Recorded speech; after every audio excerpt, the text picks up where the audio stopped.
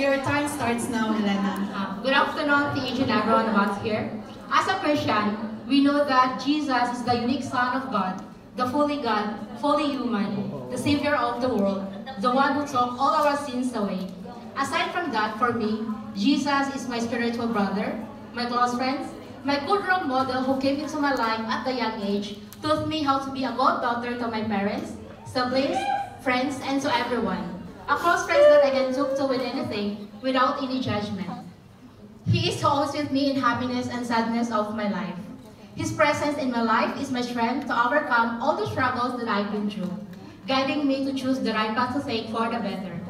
Because of my faith and always believe on Him, I'm not scared to get hurt because I know Jesus is with me as my healer to heal my wound.